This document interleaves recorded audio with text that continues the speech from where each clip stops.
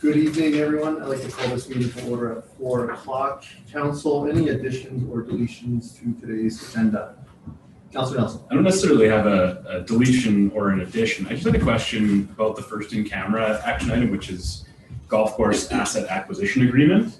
And it didn't seem necessarily in line with the actual agenda item in our in-camera agenda and supporting documentation. So just appreciate some clarity on that item. Mayor Olson. Thank you, Mayor Michaels.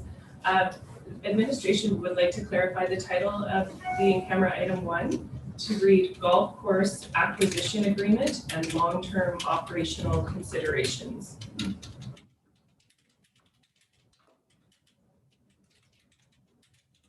Follow-up? And that still fits within the same FOIP sections and we're all covered there? It does. Awesome. Thank you. That's all. Thank you, Councilor Nelson. Mayor Olson. Council, any other changes? Administration? No, thank you. And seeing none, I'll entertain a motion to adopt as amended. Councilor Waugh. I move that we adopt the amended regular council agenda for October 6th. Thank you, Councilor Waugh. Council, we have a motion on the floor. Seeing none, I'll call the question. All those in favor? That is passed unanimously. Council minutes for adoption. Council, I'll entertain a motion. Councilor Race. Thank you, sir. Move to adopt regular meeting of council minutes, September 15, 2020. Thank you, Councilor Race. Council, we have a motion on the floor. And seeing no one, I'll call the question. All those in favor? That's also passed unanimously. Citizens minute with council. Ms. Anderson, are there any citizens minute with council? There are not. Thank you, Ms. Anderson. And with that, we'll move on to our delegations and presentations for this evening. The Hinton Golf Club 2020 year-to-date financials and proposed 2021 budget presented by Mr. Kyle Crawford. The floor is yours. How's it going today? Good, how are you? Good. Thanks. I just want to say thanks. And on behalf of the board, we're going to present the actuals for 2020, as well as our projected budget for 2021. Next slide.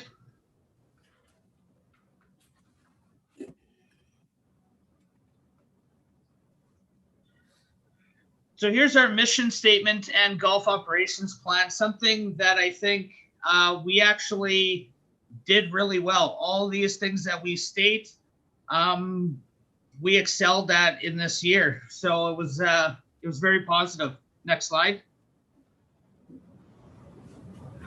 Next slide. So these are some of our key revenue streams. We did miss out on a few. Especially the building, the rental of the building, obviously due to COVID-19, so we weren't able to grab really any type of revenue. But other than that, all those revenue streams were basically up from 2019. Next slide.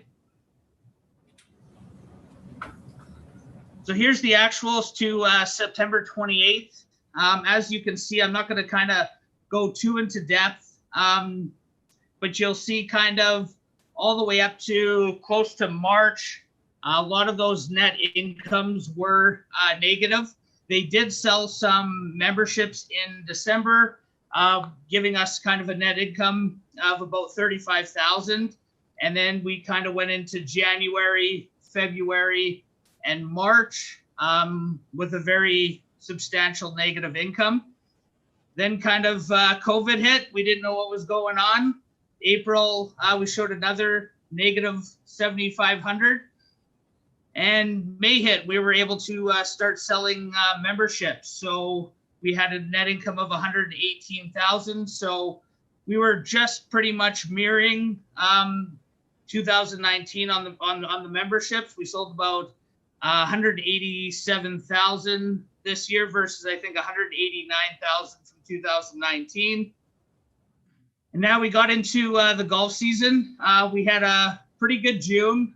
What you'll see is that we did have a negative net income of 1,800, and that was just because we had a bunch of expenses that were coming out that month, which we really could have pushed into July or paid in May. But so that's why you see a little bit of a drop in June. And then moving forward, we had a great July and August with 14,000 in profit, and August was really good with 71,000. So we did have revenues of 953,000 versus expenses of 123,000. So we profited 130,000. I can tell you just in the last week or so that revenue numbers looking more like $975,000. So we're trying to hit that $1 million mark here by end of October. So we'll see if we can do it. Next slide. So even with a profit of 130,000 right now, we were still able to do substantial work on the golf course. Next slide.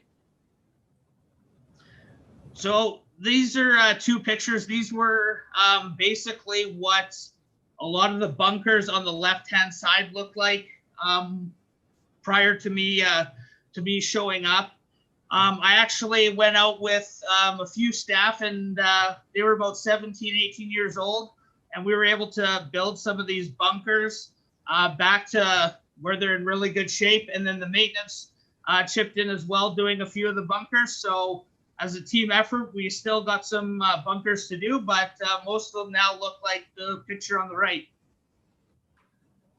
Next slide.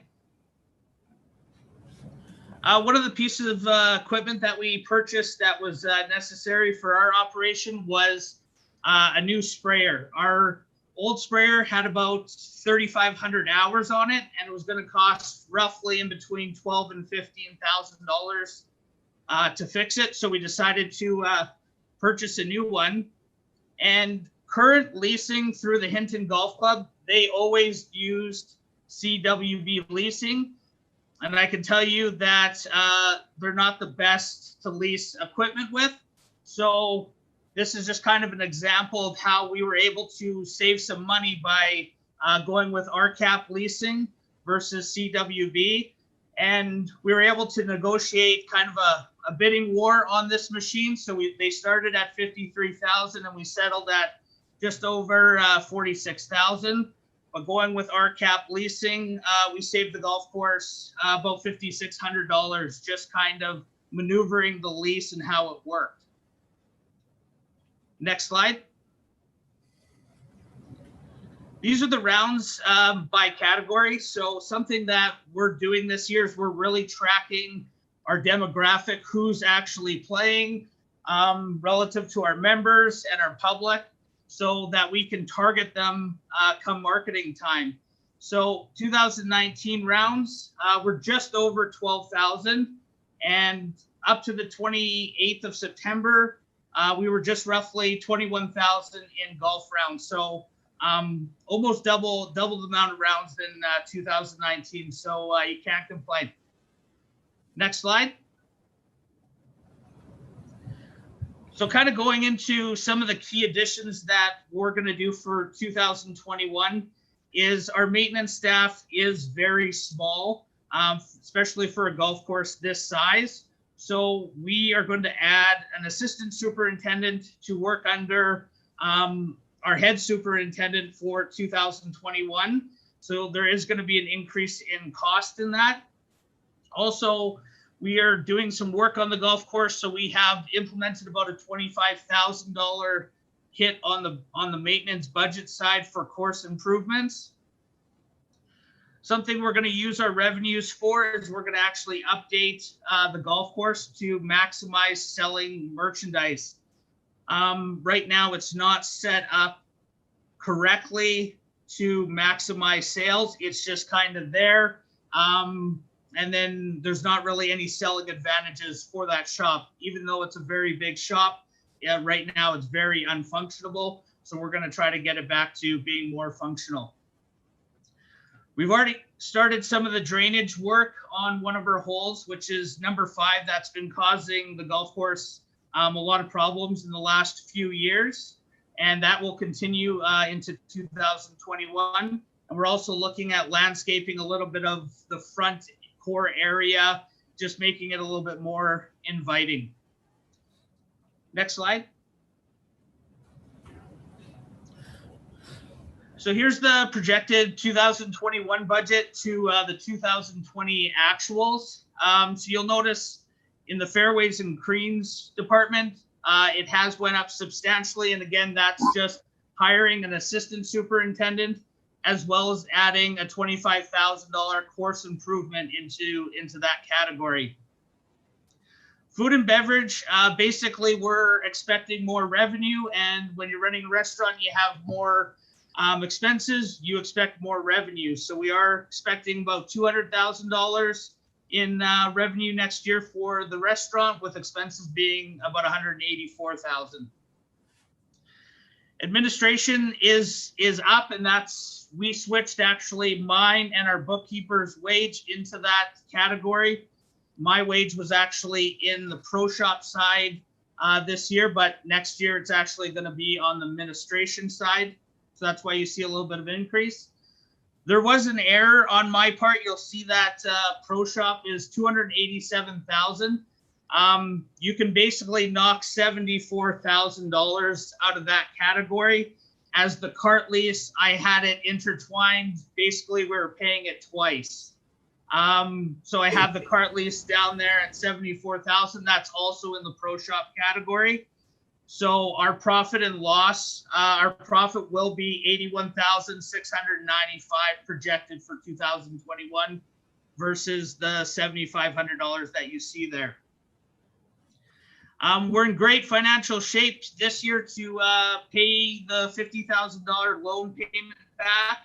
And then also now moving forward until we pay it back, it's going to be in the budget. So you can see there loan payment for $50,000 as well. Going down into the membership or the revenue streams, you'll see that memberships, we're expecting quite a big jump in the membership category. And that's solely from talking to daily public players that used to be a member that were very kind of on edge buying a membership this year. They didn't know the financial state of the golf course. And I can tell you right now, I've talked to about 15 to 20 people that are looking to get a membership for next year that were prior members before. So when you're increasing memberships, your green fees will see a slight drop.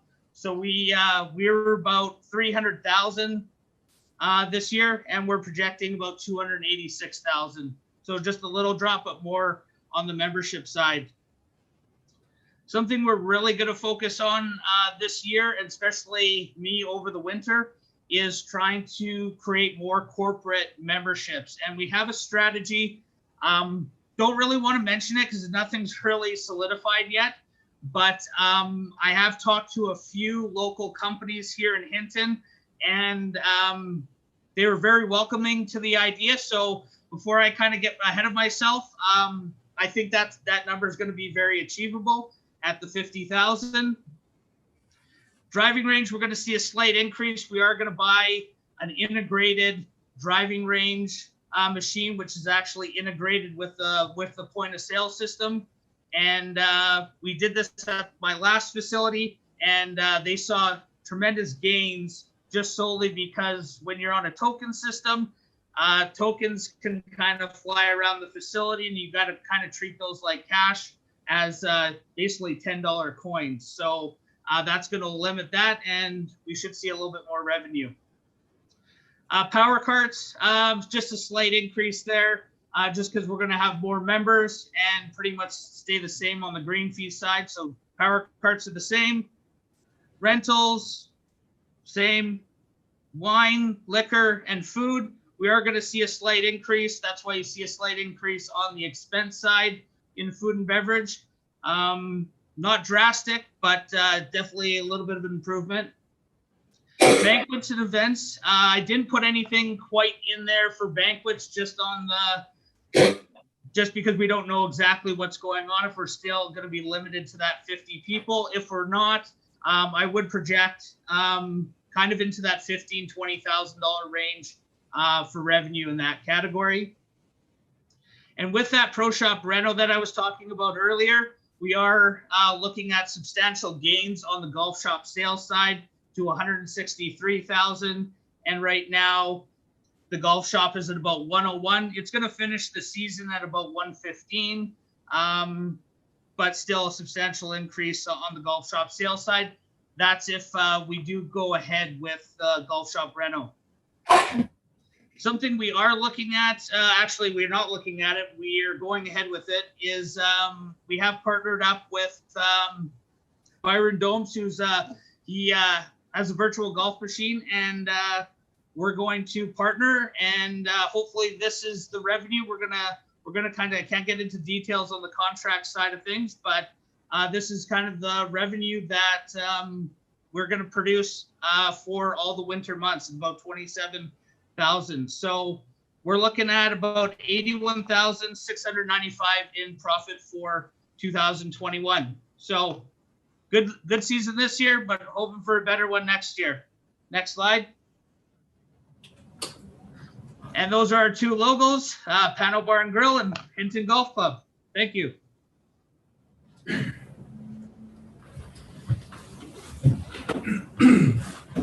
All right, Kyle, thank you so much for that great presentation. I'll open up the floor to council if there's any questions. Councilor Watt. Hi, Kyle. I was just wondering, the projected budget for 2021, are those numbers based on any fee increases or membership rate increases? Yes. The green fees are going to go up right now in that budget, $2 on each green fee, and each membership's going to see a $50 increase. Thank you.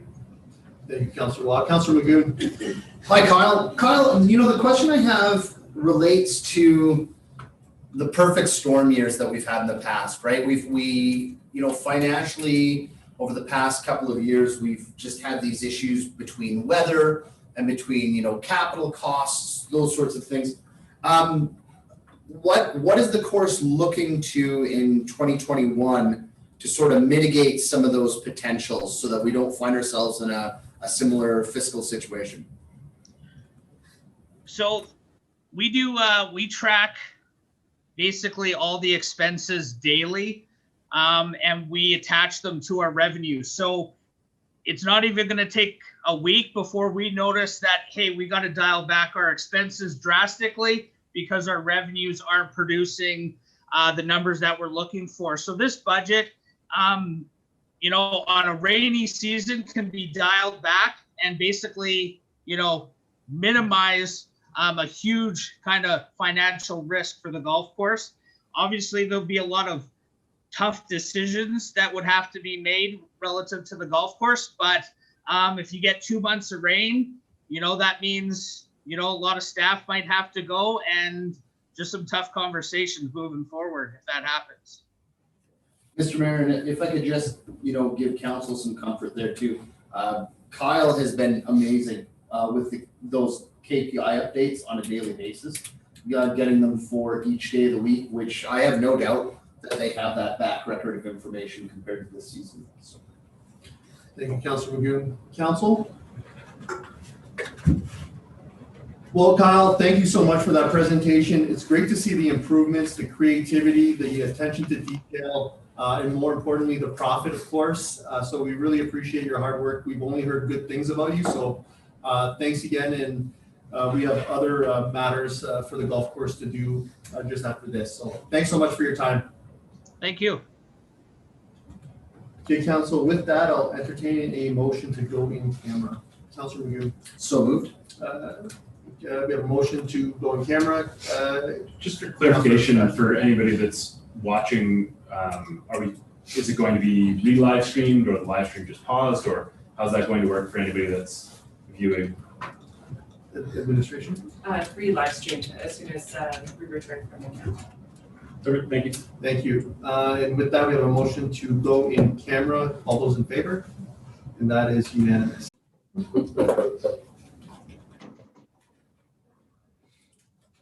Hello, everyone. I'd like to reconvene this meeting at 5:18.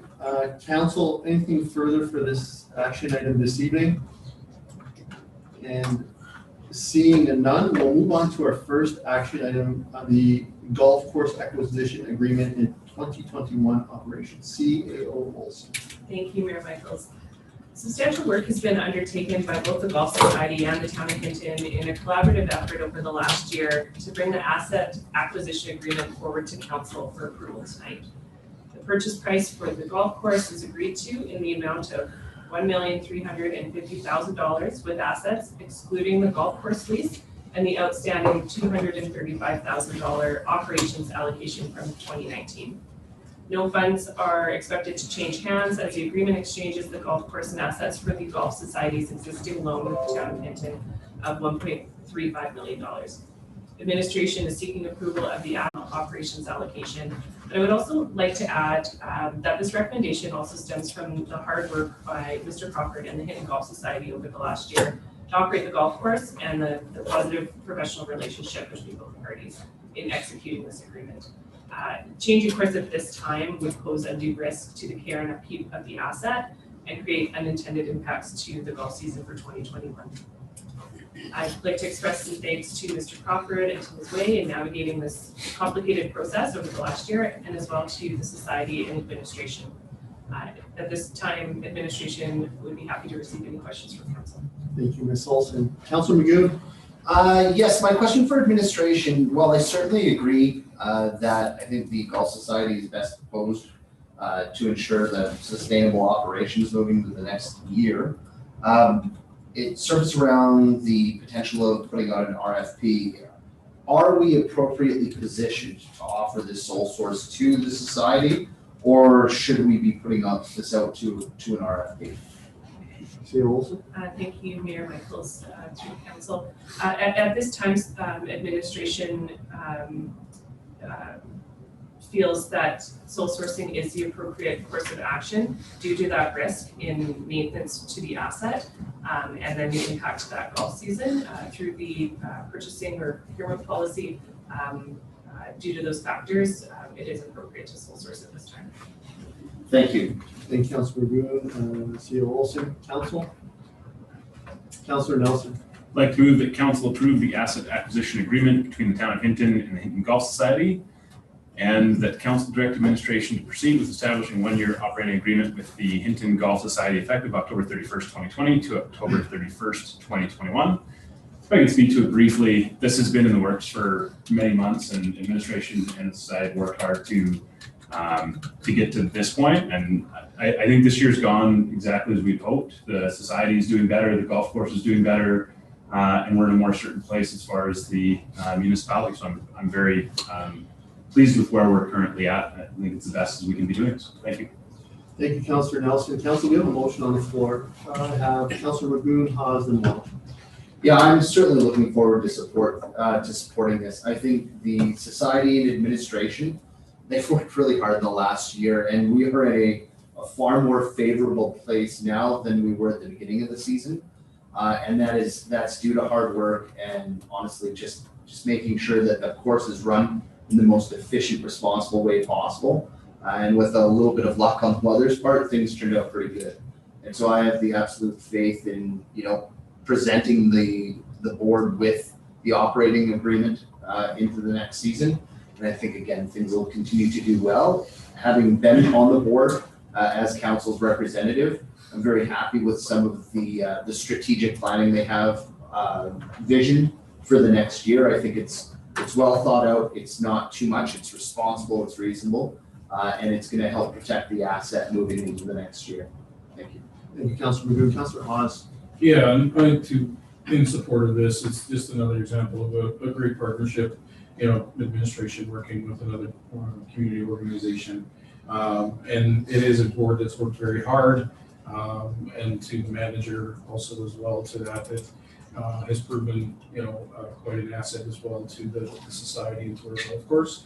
And I'm excited to see what next year brings, whether aside, but is with the different improvements and things that they were speaking of. So looking forward to another year of this partnership. So thank you. Thank you, Councilor Haas. Councilor Wall? Yeah, just briefly, I will be speaking in favor of this, and I think that it's remarkable the work that's been done at the golf course this year in the context of COVID, and also in the sense that Mr. Crawford showed up remarkably late, actually, in the planning cycle for the upcoming season. So I'm excited to see what him and the board can get done with this upcoming golf season with him at the helm, ready to go at the start of the planning cycle. Thank you. Thank you, Councilor Wall. Council, anything further? And seeing none, I'll call to question that council approve the asset acquisition agreement between the town of Hinton and the Hinton Golf Society, and that council direct administration to proceed with establishing a one-year operating agreement with the Hinton Golf Society effective October 31st, 2020 to October 31st, 2021. Council, all those in favor? That is passed unanimously. Council, anything further for this action item this evening? And with that, thank you, administration. We'll move on to our second item for this evening, Fortis franchise fee. CEO. Thank you, Mayor Michaels. Each year, the town has an opportunity to review and confirm the Fortis franchise fee percentage, which is calculated as a percentage of Fortis Alberta's actual revenue that year based on distribution tariff rates charged for electric distribution service within the service area. Notice to change the percentage must be given to Fortis by November 1st for implementation January 1st. Earlier this year, the item came before council in June actually to provide information to council on how the fee is used to support work performed by the town that is impacted by the utility rights of way, including crossing agreements, engineering, and other administrative costs incurred. The fee received goes into our general revenue and is used to support or bolster our reserves.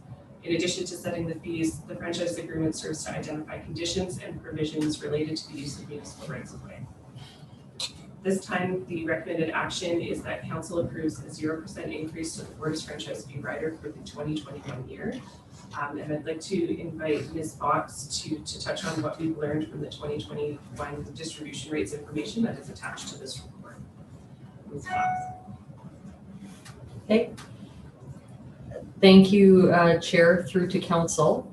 So typically what we're waiting for is that the Fortis franchise fee is based on a few factors that they calculate in.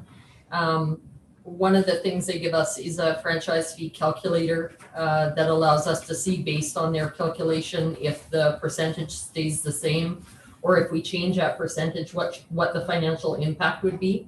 Every year, whether the percentage stays the same, if their assessment values change, or sorry, their consumption values change, the amount that we receive can go slightly up and down. That's what's proposed this year, that it looks like if we keep the rate the same, it'll be approximately $36,000 additional revenues estimated at the same percentage. The other thing that is provided is a list of other municipalities across Alberta that also show a percentage charged through the Fortis franchise fee. And it allows council and members of the public, whoever wants to see the different percentages that are charged, I guess, through this franchise fee by other municipalities. The average tends to come in around 10 to 11%, but you can see from the attached yourself what the different percentages are. I don't think I'll elaborate anymore, just that's the information that we wait for so that we're not preliminary choosing a percentage or a number and not know the financial impact of that decision. Thank you, Ms. Fox. CEO Olson. Council. Councilor Nelson. I'd like to move that council approves a 0% increase to the Fortis rider fee for the 2021 year. You know, I can speak to it. I really don't like franchise fees very much. I find them to be, because they're arbitrary and optional and strange, it is just in a lot of ways a different way of taxing. But to me, for the upcoming budget, consistency is really important. I want to be looking at apples and oranges, and we're going through our budget process. So more importantly than kind of where the money comes from, I want to be able to measure 2020 against 2021 and really have a sound understanding of what that looks like, and to eliminate or greatly reduce or greatly increase the franchise fee just creates more opaqueness to our budget process. And that's the biggest thing I want to avoid in order to hopefully come out with a great 2021 budget. Thank you. Sorry, thank you, Councillor Nelson. Council, we have a motion on the floor. Councillor McGee. Yeah, I feel much the same way, but it's funny, this has been one of those issues where if I go back to when I was first starting as a councillor, I was very much supportive of it. And over time, I've had some really good conversations with folks in the community around this. I know one of the particular concepts that plays into this heavily that I'd never thought about before was the role GST plays, absolutely. And it was just something that I had never thought about initially when I was batting this around. And then the other impact too is that I've begun to think about this the same way that we as a town have to collect on the educational fees for the province. In a way, we're sort of passing that same sort of responsibility on to Fortis because we know how they're going to deliver that. It's going to come out, they're going to label it on the bill as they're collecting it for the town of Hinton as the franchise fee. So again, yeah, the mayor's absolutely right. Councillor Nelson, you're right. It's just this weird way of passing on taxation and collection through different means. And you know, if I had my way now, we wouldn't have it. But in this case, I don't think this is the right economic time to reduce it. So keeping it at zero, I think, is the appropriate choice. So I'm happy to support this. Thank you. Thank you, Councillor Moon. I do have a question for administration. How much of these money go into general revenue? Ms. Fox? Thank you, Chair, through to council. It's where it actually goes into is, if you see in the financial statements, there's a section called other general revenues. And the revenue stream that comes in there is franchise fees, Yellowhead County revenue sharing agreement. What you'd see on the other side of that as far as expenditures is transfers to reserves and a number of different things. We don't actually, we talk about it bolstering reserves. We don't really set up our financial system to divvy those revenues out exactly that way. It's just the way that the financial statements are reflected. We're not actually attributing revenue sharing and franchise fees as revenue to each of the different departments. So kind of long and convoluted. What we like to do from an accounting perspective is make sure that our general operations don't rely on a revenue that can go away. So what I like to say is that if this agreement was to disappear, that it would really have to affect our transfers to reserves and not our operations. But really, I'm saying that based on an accounting practice, if council wanted to reduce operations to offset that revenue, they could. So what I say in a very long way is that most of it I would like to reflect as a transfer to reserves. Through accounting, it's not directly showing it that way, the way that it's reflected in that department. And through the budget process, I can show you the sheet where it actually is broken down. And you can see that a large part of that profit is kept within operations to offset general operations. So you could say that part of the revenue sharing agreement and part of that franchise fee is also kept into operations. And the operations pay for their departments and they also pay for transfers to reserves. So yeah, I guess I'm talking around it a little bit and I apologize for that. It's just not as straightforward as I'd like it to be. It's not directly showing within the financial statements that we grab it and throw it right into reserves. And council at the end of the day still has a decision of if it disappeared, what it would affect. Thank you, Ms. Fox. Council? Well, I do want to start off by saying this is the most descriptive and best report we've had on it during my time on council. I think I better understand where these monies go. 100%. I can better explain through on page 19. It explicitly talks about the construction costs, the operational, the time of staffing. I get that. That's great.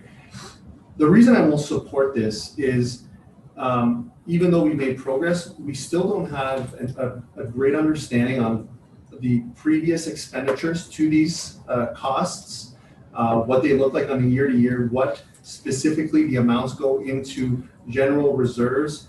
So without that, I based my principle, and I voted against this in 2019 or in 2018, that 12.70 is just too high. We did a huge jump 2 years ago.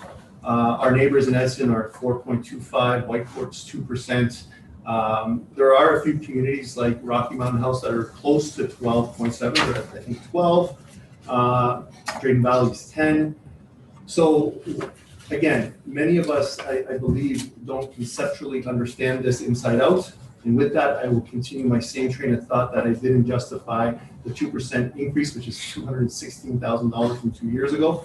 I would unwillingly, but still support a 10.7% rate and try to find that in operations in 2021. And at the end of the day, this gets transferred onto the users, and this is a cost. And I think it goes to the job that we have to do in the next 3 months in passing a budget that is fiscally responsible and that we make tough decisions. So I apologize for the long-winded statement, but I won't be supporting 12.7%, but I could and I would support 10.7.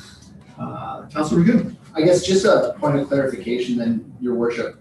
So did I hear you correctly in saying that you're not, what you would rather see is to reduce it back to its previous level and seek that approximately 200,000 to come out of operational? Is that what I heard? Correct.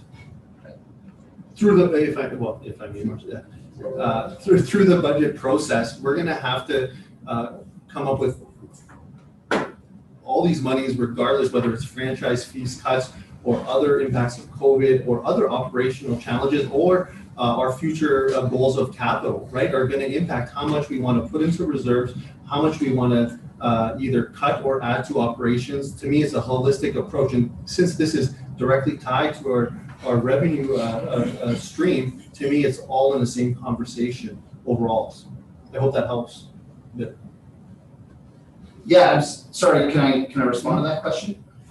Yeah, and it does. And to be fair, if I was to hear right now enough support on the table from council that they're willing to, I mean, if perhaps you are also talking about transfers to reserves, because we've had some information on that recently, I would support that. I would reduce rolling it back to its previous level, because again, that's a conversation I've had in the public, but I need to hear from the rest of council where they sit on this. Thank you. Thank you, Councilor Goon. Councilor Stashik. Thank you, Mr. Mayor. I would need some more information about rolling back the franchise fee to a lower value before I would support it. My concern is that if that rollback is going to be simply eliminated from 2021 budget and not considered in any way, I may be able to get behind that. If the option though is that the $200,000 is found through increase in taxation, I absolutely will not support it. I've spoken to how franchise fees work before, and that they are somewhat of a user pay system, and that they're based on consumption. The major users pay the bulk of it. If it gets transferred to or if the revenue that's generated through it gets transferred to taxation, I feel that it would be significantly more impactful on our residential citizens than it currently is. In fact, they would be most likely subsidizing the major power users if the revenue was transferred to taxation, rather than collected through the rider fees. So I would definitely need some more information on how that would be implemented before I would support it. But as I said, if it's simply a transfer to taxation, I won't. Thank you. Thank you, Councilor Stashik. Councilor Goon. I guess then it comes to, in hearing Councilor Ostashik, and I agree, knowing what the game plan is for the next year, it applies to this. What's the latest, what's our time crunch on dealing with this particular piece? Sarah Wilson. Thank you, Mayor Michaels. The town of Hinton has to respond to Fortis by November 1st in order to determine whether there's a change, or to communicate if there's a change to our Fortis rider fee. So that's the time. Thank you, Councilor Magoon. Yeah, I would, in this case, I agree with Councilor Stashik. I think not seeking out the easy answer, which is to simply make up that financial hit through taxation, but to look at where it's going to come from. If we've got a little bit of time, and this is in line with what I've talked to with people in the community, I would support taking a little bit more time to look at this. Thank you, Councilor Magoon. Councilor Race and then Councilor Stashik. Thank you, Mr. Mayor. So right now, is administration taking this money into account when they're having their budget talks? Or are we counting on that money right now? CEO Olson. Thank you, Mayor Michaels. Our budgets are based on the 12.7 at this time, as no other direction has been provided. Councilor Race. Just a quick follow-up. And I don't know if you can answer this, but at this time of year, any year, are we typically sitting at 70% of our reserves, typically sitting at $22.4 million, not in our reserves, but in our revenue? Or is that because COVID has affected us? The revenues are down this time of year. CEO Olson. Thank you very much. I'll defer to Ms. Fox. Thank you, Chair, through to Council and Councilor Race. I'm not 100% on the question. I will say that overall revenues are down slightly due to COVID.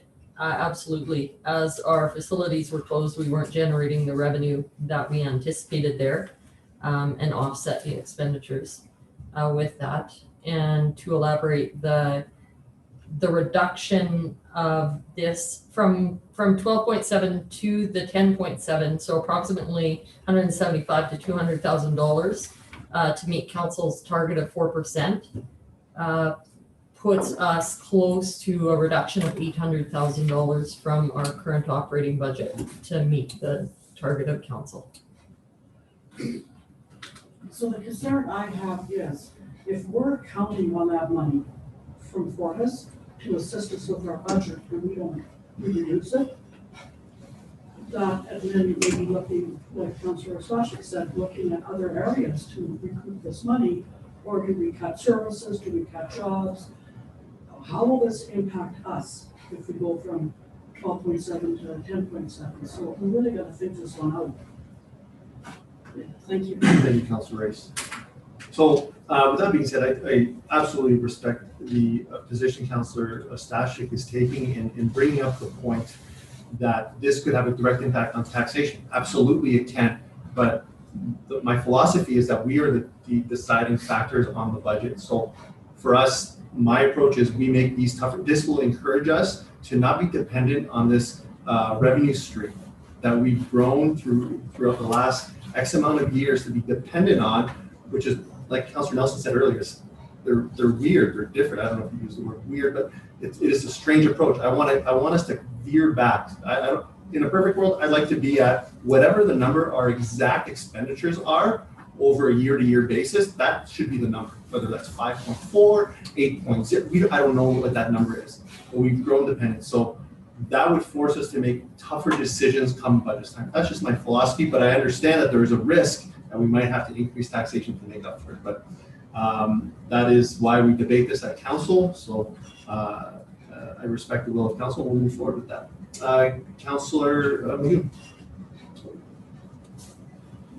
I guess in this case, because it was Councilor Nelson's motion that's on the table, I'd like to know how he feels about this, because we're potentially talking about either tabling this particular item till closer to our decision date, and or potentially exploring a reduction.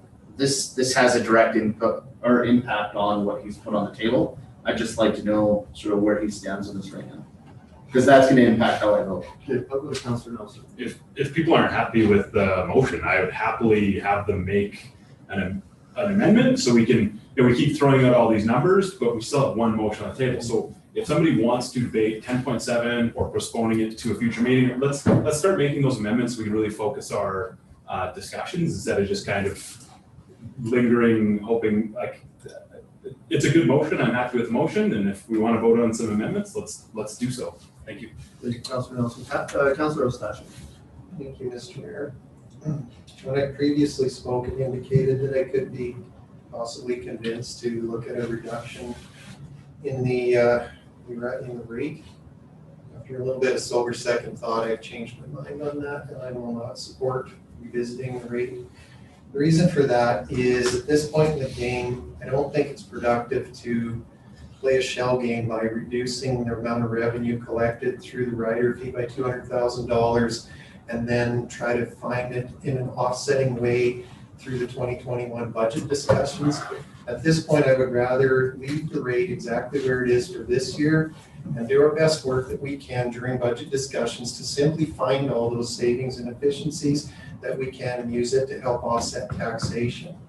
Now, if there's an appetite amongst council to have a discussion about the rider fee moving forward and have a discussion where there can be time to think about it, discuss it, digest it, and give direction to administration soberly and with time, I would fully support a motion that potentially comes after this to have a discussion about the future of rider fees in the community. But at this point, I won't support changing the original motion. Thank you. Thank you, Councilor Ostache. Councilor Watt.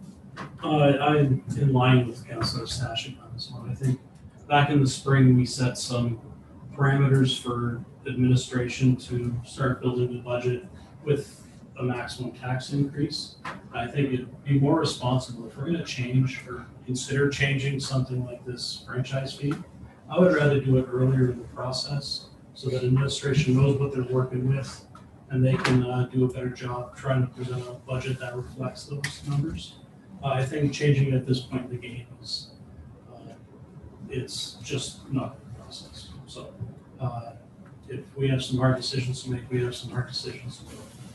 That'll be on us and not sending administration back to the table with numbers. Thank you, Councilor Watt. Thank you, Councilor Riggs. Thank you, sir. Speaking to the motion before us, I will speak in favor of this. Thank you, Councilor Riggs. Council, anything further? Seeing none, then I'll call to question that council approves a 0% increase to the Fortis rider fee for the 2021 year. Council, all those in favor? Opposed? That was carried 5-2. Nelson? Just 1 second, please.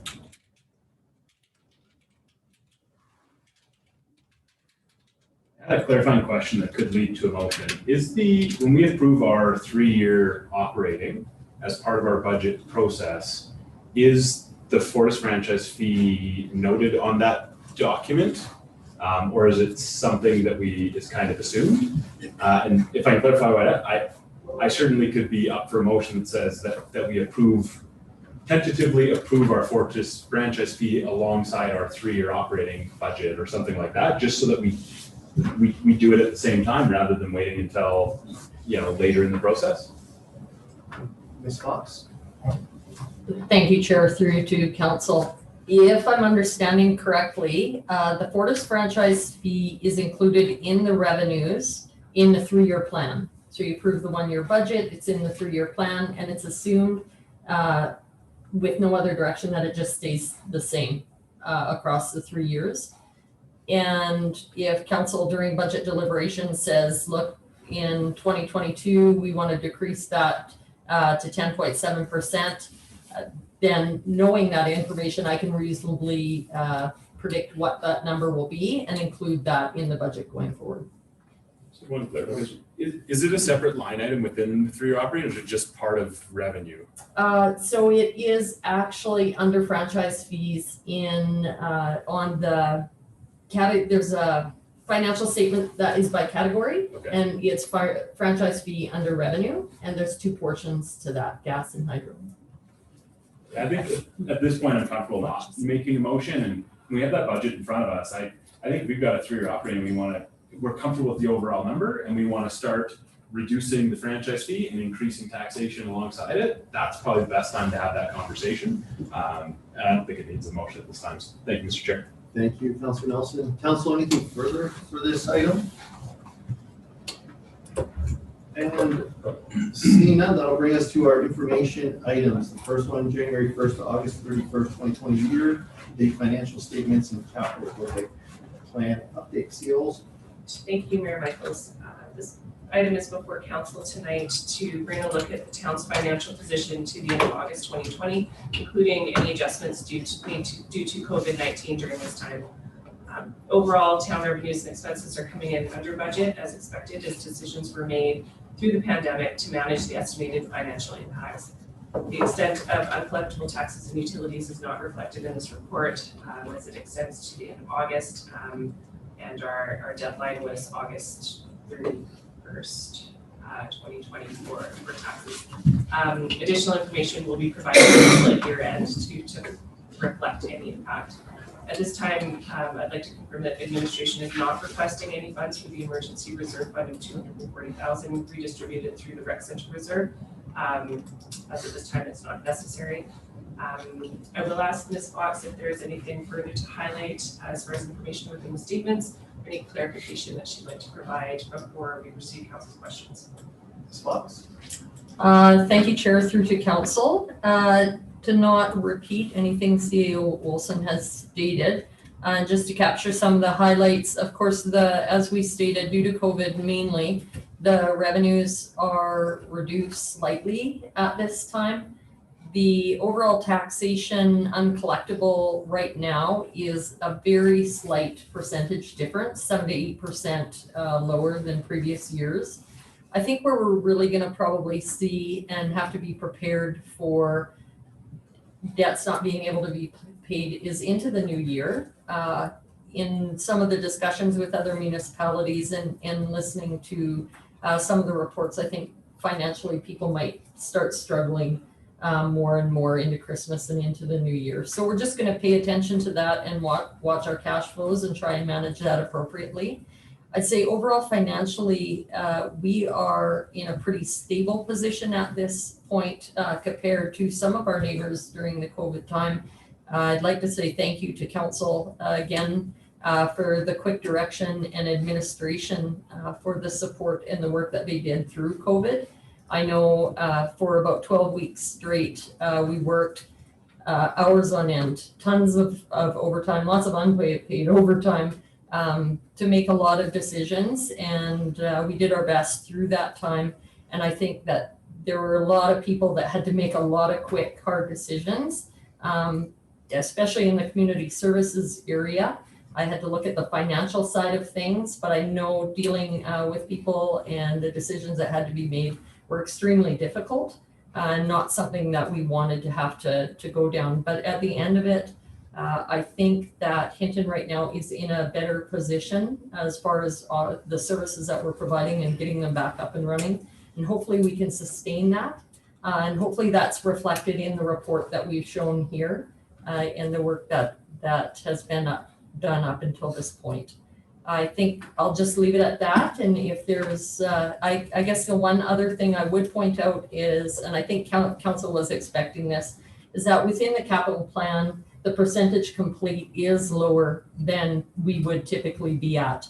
And that is, there's a lot of impacts there in things that had to be put on hold and timing due to tender process and being able to do work in a certain period of time. That has delayed a lot of those projects, and some of them we did bring forward and put on hold also due to making sure that the cash flow never became an issue for the town. So right now our reserves are sitting at a good, healthy balance. And I'll turn it over to council for any other questions or comments. Thank you, Ms. Fox. Councilor McGill? Just to make a comment on Ms. Fox's last point, you know, it's interesting to see in the big cities how those capital projects have been sort of delayed and pushed back to later in the year. I don't think I've seen as much late summer, early fall construction in the city of Edmonton driving around as I have this year. I guess my question though revolves around the $240,000 emergency reserve funding. First of all, I think my hat's off to administration to being fiscally responsible through the course of COVID and being able to leave that reserve untouched and mitigate those extra costs through the regular budget. I would, as much as possible though, keep my fingers crossed and look forward to better times when we can use that funding for its original purpose, which was for recreation or, a recreational expansion and upgrade to our facilities. That's my hope. And I guess to that end, my question is, is the process as simple as redesignating that funding back towards a rec center reserve? And or if we wanted to keep that as the emergency reserve right now, I'm assuming that through the budget process, we're still able to take 240,000 perhaps from this year, or an amount for this year and designate it to a recreational upgrade. And just wondering if administration could comment on that, please. I'll defer to Ms. Fox. Thank you, Chair, through to Council. So just for clarification, that $240,000, there's been no attempt to actually move it from one reserve to the next. The intent was, if it was required, we would request that move from that reserve to the emergency reserve and then access that reserve for those expenditures. At this time, and as far as I was concerned, there was not an overall direction unless council gave that. So council could choose to follow that through and fund that.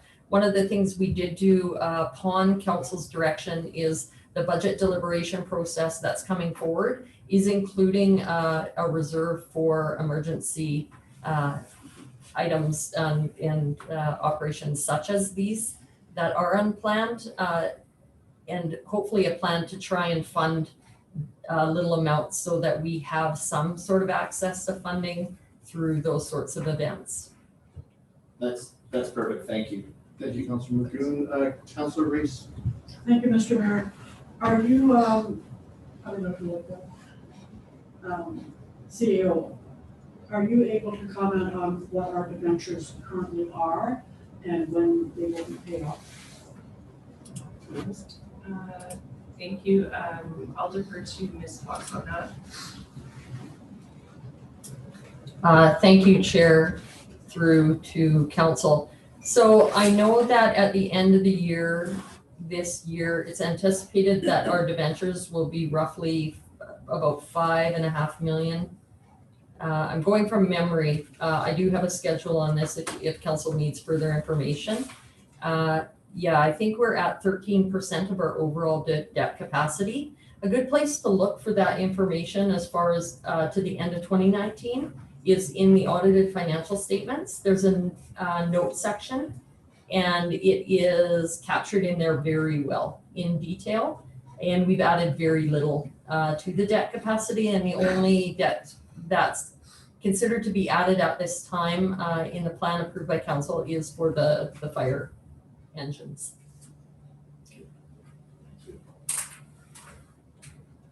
Thank you, Councilor Reese. Council, anything further?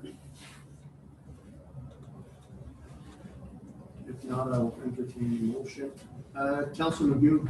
Move that we accept the January 1st to August 31st, 2020 year-to-date financial statements and capital project plan update for information.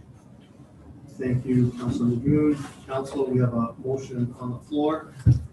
Councilor Nelson. And I would like to move to postpone this motion until the detailed capital has been presented to council at a regular council meeting.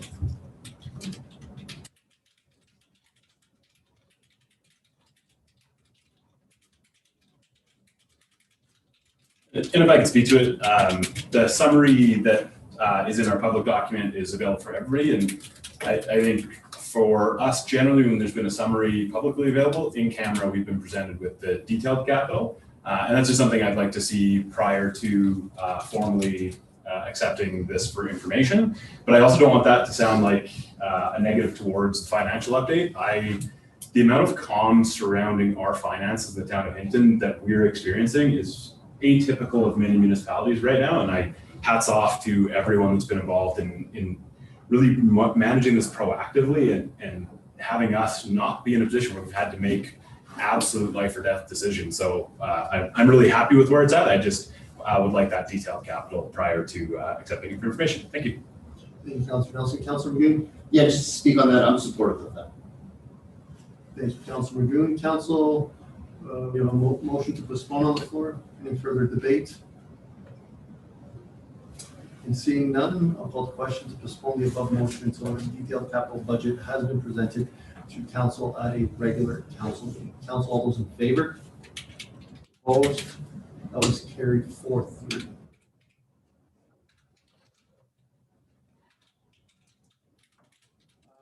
Just 1 second, please. Who's the third against?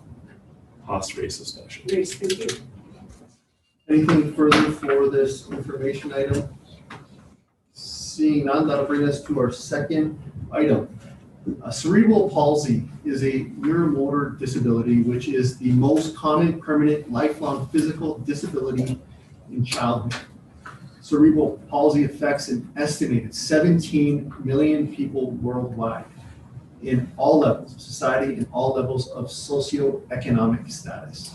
The Cerebral Palsy Association of Canada is a leader in advocating for persons with disabilities and is the primary center for providing programs, services, and information on treatment, resources, and services relating to cerebral palsy.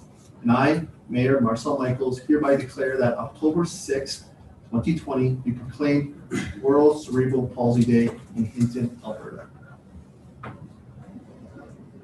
And with that, we will move on to our third information item, council information packages 1, 2, 3 for October 6th. Councilor Race. Thank you, sir. I'd like to talk about information package number 1, and that's regarding a letter sent August 25th from Minister Rick McIver on our ICIP funding. I have a question on this. The letter was dated August 25th. It's now October 6th. So why are we seeing it so late this month? Trustee Olson. Thank you, Mayor Michaels. And thank you to Councilor Race for that question. I'm not sure that I can answer why it was delayed until this information package, but I can confirm that administration has acted on it and has submitted several projects under the funding allocation in time to meet their deadline. Councilor Race. So it says that we have access to $251,000, and it gave us 2 options. One option was, for transit monies. The second option was for COVID response. Is that a discussion that we would have as council with admin, or a decision has already been made as to what option we would take? Trustee Olson. Thank you, Mayor Michaels, through to council. The opportunity through this letter was presented to the town of Hinton to take a look at moving the $251,000 from the ICIP transportation stream to a COVID-19 resilience fund, which allows for more flexibility in applying that funding. Within our capital plan, we did not have any transportation capital projects identified that would fit the intention of that grant. Administration has indicated to the minister that our intention was to move that entire allocation into the COVID-19 resilience stream so that we could apply it to projects that are on the docket for our capital plan that council are already is aware of. And just one more quick thing. I had sent this previous. Is there any way that these information packages could be part of the agenda package? Because I know 2 weeks ago, I was fumbling, We had an priority information item from Hillcrest, and when information items came up, I'm struggling to go find it elsewhere. So is there any way that these information packages like this letter could be part of the agenda package that we received on Friday? Trustee Olson. Thank you, Mayor Michaels. So the process for information items has been set up intentionally, and I am aware that this came a little bit late and can look into the reasons why, but to be responsive and to provide council that information in a timely manner, and also allow for it to come forward in the information or in the agenda as an information item to council for discussion, should council wish to take a look at what the contents of those information packages and discuss them. that's the process as it is set up now. If this is something that council is interested in changing or reviewing, we can be open to that discussion with council as well. Thank you. Thank you, Councilor Race. Council? If not, I'll entertain a motion. Councilor Race? Thank you, sir. I move to accept correspondence and information items 1 and 2. And also 3 or not 3? And 3. Thank you. Council, we have a motion on the floor. Any debate? Seeing none, I'll call the question. All those in favor? It's passed unanimously. Anything further, council? And seeing none, that'll bring us to our reporting, and I will start to my left with Councilor Waugh. Thank you, Mr. Mayor. Had a couple of CAC meetings since we last met, and been trying to narrow down the scope of our fall feedback endeavors, and the group has landed on getting some feedback from the public with regards to the town's COVID response, just to see if there's any areas that, you know, people are particularly happy with, and, you know, maybe look for some room for improvement. We're going to be meeting again this Thursday to try and kind of narrow down the scope of the survey and, you know, work towards finalizing the wording. Also, Community Futures, we had a board meeting back in mid-September. Things are up and going again, and we just got news that the federal government will be dispersing more regional relief funds through Community Futures, which to me is remarkable how much is getting done out of that office of 4 or 5 people. So kudos to Nancy and the crew down at the office here in Hinton. Look for more details on how that's going to be dispersed. And that's all I have. Thank you, Councilor Waugh. Councilor Hawes? Thank you, Mr. Mayor. Had a library board meeting just recently last week. We're starting movement on getting to phase 4, which is looking at having members of the public in our library, looking at potentially 30 to 35 at a time. They're working with administration as well, obviously, to get those things in place. Had the opportunity to attend both the Wild Gulf AGM meeting, and then I also took advantage of just wanting to attend the choosing of the executive as well, so to see who was in those positions. And then last night was able to attend, as Councilor McGoon was unable to attend their meeting last night and their budget discussions, what 2021 may look like as well. And so attended a Yellow Waste Management as well. Nothing really stood out in that meeting at all that worth really mentioning, other than the fact that there was a discussion about some of the writing off some of the accounts and some discussion on, you know, because the town of Hinton is giving basically the blessing to write those accounts off. So but that was that. Had the opportunity to, obviously we all had the opportunity, but on Saturday to attend our strategic planning meeting. I thought a very successful day. Some good conversation and focus, and looking forward to the report as it comes back. And then the other was, I know not all of us were able to, with the OH&S leadership training that we attended, how council can support occupational health and safety in our organization, and the directors as well. And then the question that was posed in regards to how does council fit in that occupational health and safety, and hope to see a little more information on that in the future. So thank you. Thank you, Councilor Hawes. Councilor Nelson? Thank you, Mr. Chair. Yeah, in addition to some of the workshops we've had recently, I too was at the Community Futures West Yellowhead board meeting, and that mighty powerful office, I think at a rough count, it's over $1.5 million now of regional relief and recovery fund. And that's at $40,000 a pop, I believe. So understand it's not 2 loans of $750 each. That's a whole lot of work, and it's just been really impressive seeing the capacity of that group.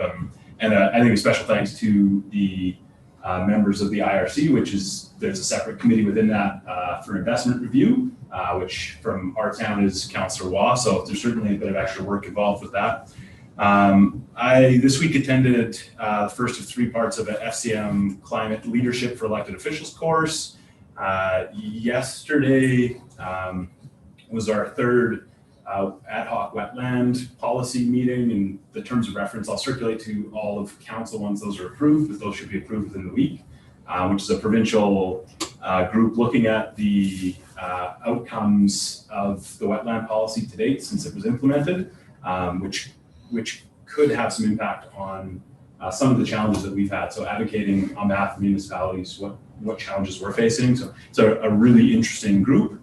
Also was able to attend business walks through Hinton put on by Community Futures, which is basically Community Futures, Chamber, Council, and a few others, just all kind of splitting up and talking to business and see acutely what they're doing with COVID-19, but more broadly just how they're doing, and overall their spirits are quite high.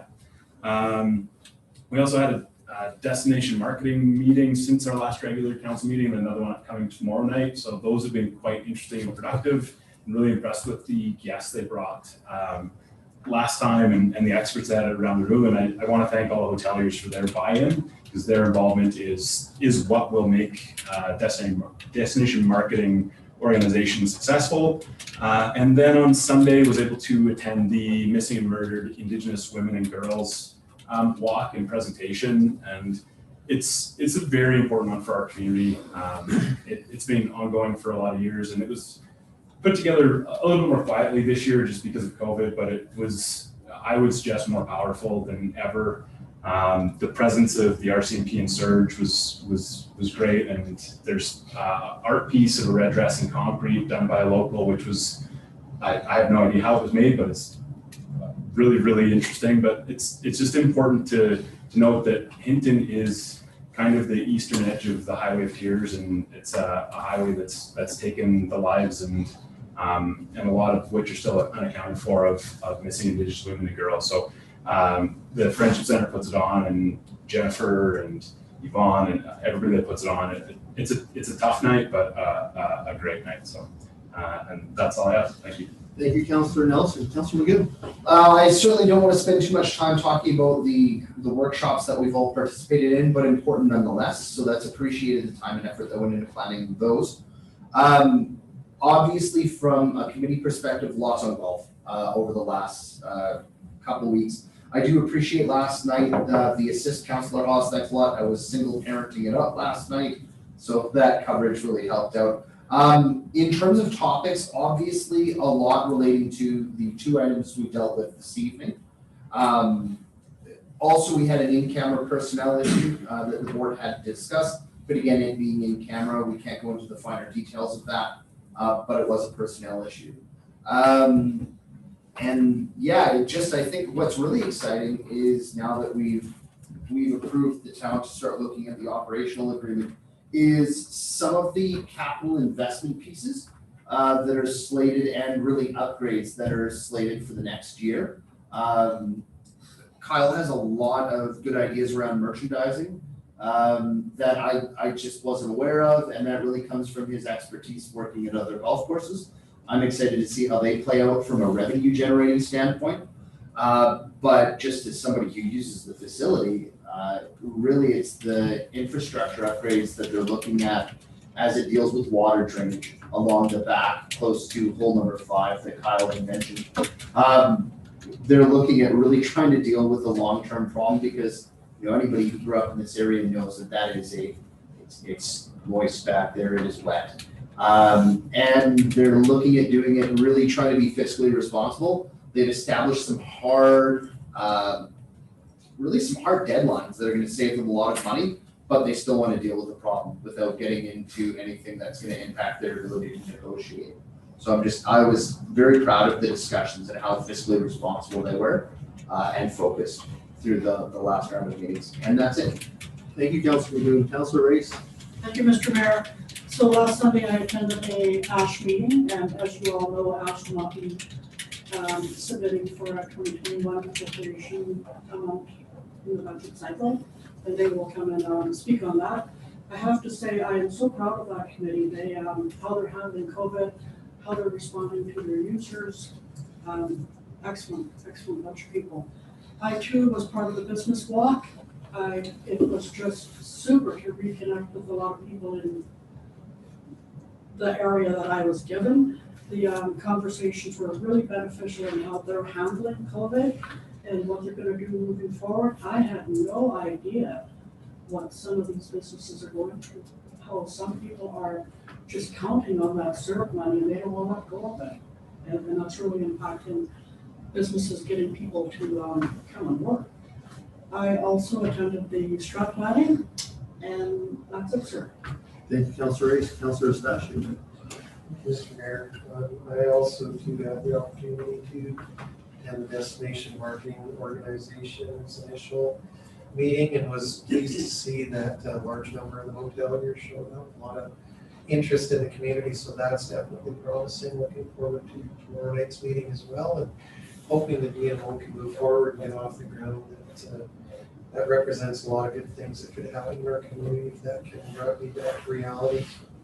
Other than that, no official functions since our last regular meeting, but everybody figuring out how to cope with COVID and moving forward and having to get business done regardless. We have an upcoming Hinton Regional Economic Development Coalition meeting, as well as a boardwalk meeting coming up that I'll be able to report on next time.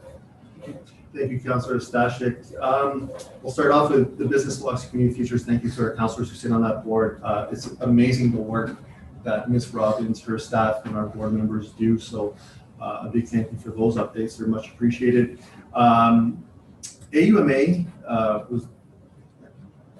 was not as good as it normally was online. It's unfortunate that you just don't get the networking, you get technical difficulties, you get just a different mojo, for lack of a better term. You'd have to go through maybe 20 of them in a row in order to maybe build a good program. So Peter Manbridge was great. We didn't hear him for the first 3 minutes that he spoke. He had to start over, and that messed it up. One thing that stood out for me that Premier Kenny did say was to do everything we can in order to create business in our community. It's a philosophy that I want the town of Hinton to ideally incorporate, which is you have to go above and beyond what the status quo is. Sometimes you have to encourage the business community and do everything you can. And I know we do a reasonable job in our community, but there's always opportunities. So that's a message that stood clear in my mind. Strat planning, I like that we were extremely focused. Big thank you to CEO Olson, TN administration, for getting a bit closer, not a bit, I think a lot closer to a strategic plan that I think is going to be effective. We'll have many deliverables and will hopefully keep us focused on what our ultimate goals as a collective councils are. The next thing, obviously, DMO, very positive, as Councillor Stashik alluded to. Looking forward to that meeting this week. Evergreens Foundation, I had a tour with the MLA. There will be a tour with council. Hopefully, Ms. Chambers will reach out in the next week to 10 days to solidify a date where we can do a walk around as the walls are being put up. I went for the grand opening in Edson earlier this week, which was great to see a ribbon cutting. Ruth, the lady who's 100 years old, who just moved in there. It's a beautiful facility, and I expect the exact same here in our community in the next 12 to 16 months. So looking very forward to that. And BSN is going to have an exceptional speaker this Thursday. Oh, it happens to be me.